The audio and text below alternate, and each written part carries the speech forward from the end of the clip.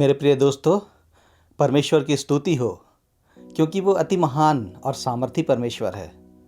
और हमारे लिए यह क्या ही धन्य बात है कि हम लोग उसकी आराधना करते हैं, स्तुति करते हैं। और सबसे बड़ी बात कि वो हम लोगों का प्रभु, हम लोगों का राजा है और हमारी रक्षा रखवाली करता है। आज मैं और आप इसलिए जीवित पाए जाते हैं क्योंकि उसने हम सब के ऊपर में अपने दया दृष्टि को की और हमारी रक्षा रखवाली की। हम लोग आज जीवित इसलिए हैं क्योंकि वो हमारे साथ है और हमारे हर एक प्रकार के मुसीबत से, संकट से उसने हमारी रक्षा रखवाली की है मेरे प्रियो। और हमारा जो परमेश्वर है उसका वचन बहुत ही सामर्थी है, अद्भुत है। उसके विषय में मैं जब एक दिन अध्ययन कर रहा था, बाइबल पढ़ रहा था, तो मुझको एक बहुत ही अद्भुत वचन जो बाइबल में है, उससे अद्भुत बातें परमेश्वर ने मुझको प्रकट किया। मैं उसे आप लोगों के सामने में पढ़ना चाहता हूँ। वो वचन हम लोगों को मिलता है भजन संहिता की पुस्तक अध्याय 119 और उसके 130 वचन में। बहुत ही खूबसूरत वचन है, आप उसे सुनिए और इसके द्वारा मिलने वाले आशीष को अपने जीवन में प्राप्त कीजिए।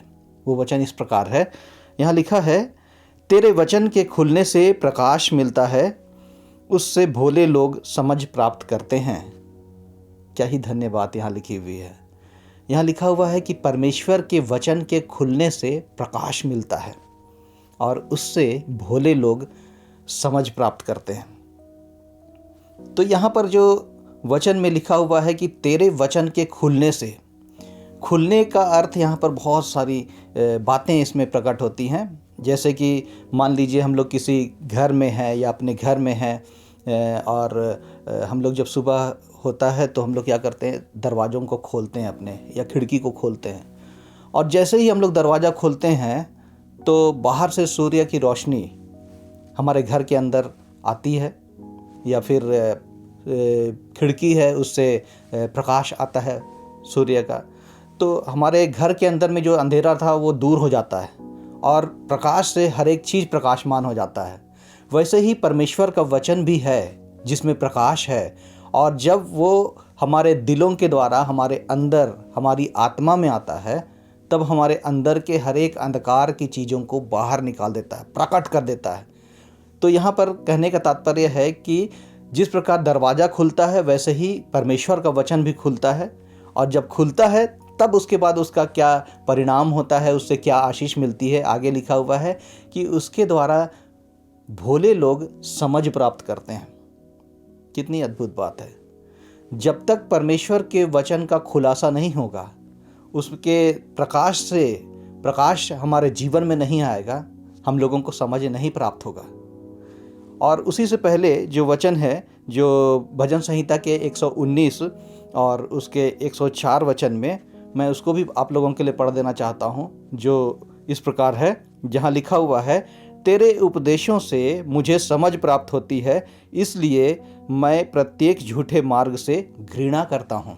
यहाँ जो भजनकार है वो बहुत ही स्पष्ट रीति से बतला रहा है कि परमेश्वर के उपदेशों से, परमेश्वर के वचन से निकलने वाले प्रकाश से वो बोलता है कि मुझे प्रकाश मिलता है, मुझे समझ मिलता है।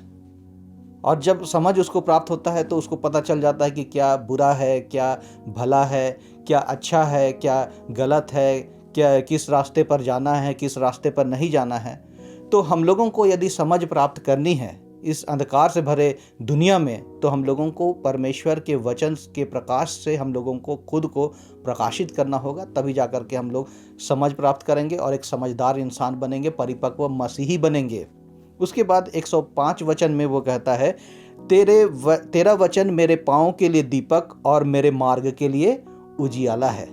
यहाँ पर वो किसी और के विषय में नहीं कह रहा है, वो कह रहा है कि तेरा वचन, यानी कि परमेश्वर का वचन मेरे पाँव के लिए, और बोलता है मेरे मार्ग के लिए। तो सबसे पहले यदि हम लोग किसी को वचन सिखाते हैं तो हम लोगों को खुद को परमेश्वर के वचन से प्रकाशित होना होगा, और तब जाकर के हम लोग सही तरीके से दूसरों को सही शिक्षा दे पाएंगे और वो सही मार्ग पर चल पाएगा। तो यहाँ पर वचन में जो भजनकार कह रहा है कि परमेश्वर के वचन से प्रकाश निकलता है और वो उसके पाँव के लिए दीपक का काम करता है और उससे निकलने वाले जो उजाला है या फिर प्रकाश है, उसके द्वारा उसके मार्ग को उजाला मिलता है और वो सही रास्ते पर चल सकता है कि क्या गलत है, क्या सही है। मैं इसे बहुत ही सुंदर तरीके से समझ पाया जब परमेश्वर ने मुझको एक दिन जब मैं अपने जूते को पॉलिश कर रहा था, चमड़े का जो मेरा नया जूता था, तो उसमें कुछ धूल लगा हुआ था। मैंने सोचा कि मैं इसे पॉलिश कर लूँ, बहुत दिनों से उसे पॉलिश नहीं किया था मैंने, धूल जमा हुआ था, बहुत गंदा दिखाई दे रहा था। मैंने उसे झाड़ा कपड़े से, उसके बाद फिर ब्रश लगाया और ब्रश लगाने के बाद में उसमें जो पॉलिश मिलता है उसे मैं पॉलिश पूरे जूते में लगा करके, जूते में लगाने के बाद में मैंने उसे अच्छे से चमकाना शुरू किया। और जब मैं चमकाना शुरू किया तो चमकते चमकते वो जो जूता था वो फिर से नया के समान दिखाई देने लगा, चमकने लग गया। मैं बहुत खुश हुआ और बहुत खुश होकर के और ज़्यादा अपने जूते को रगड़ रहा था, पॉलिश कर रहा था और उसमें चमक आती जा रही थी।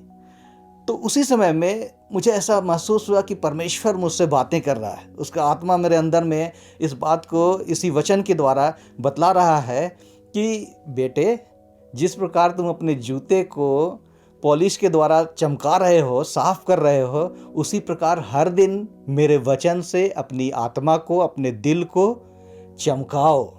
तब जाकर के तुम्हारे भीतरी मनुष्यत्व के द्वारा जो मेरा प्रकाश है वो दुनिया में दिखाई देगा, बाहर निकलेगा और दिखाई देगा, और उस चमक के द्वारा तुम्हारे मसीही जीवन की पहचान होगी। और मैं बहुत खुश हो गया, बहुत आनंदित हो गया कि परमेश्वर ने कितनी अद्भुत बात बताई है। तो मेरे प्रियो, जिस प्रकार मैं जूता पॉलिश करके चमका रहा था, वैसे ही मुझे मेरे जीवन को परमेश्वर के वचन से चमकाना है, हर दिन पढ़ना है और उसके अनुसार चलना है। और दूसरी बात यहाँ पर परमेश्वर ये बताना चाहता है कि ये कार्य हम लोगों को हर दिन करना है, किसी एक दिन का नहीं है, बल्कि निरंतर हम लोगों को अपने आप को परमेश्वर के वचन से चमकाना है।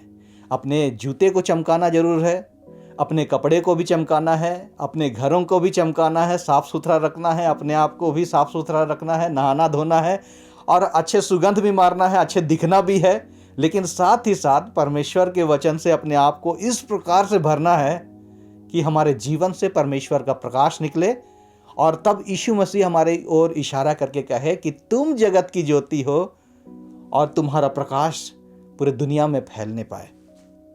मेरे प्रियो, मेरे लिए और परमेश्वर आपके लिए ये चाहता है कि हम लोग हर दिन परमेश्वर के वचन से अपने आप को प्रकाशित करें, ताकि हम लोग हर दिन समझ प्राप्त करें और क्या सही है, क्या गलत है, उसे पहचान सकें और आगे बढ़ सकें। ये परमेश्वर की आशीष की बातें हैं, ये हम लोगों के लिए बहुत ज़रूरी है। परमेश्वर इस वचन के द्वारा आपको और मुझको आशीष दे। आमीन।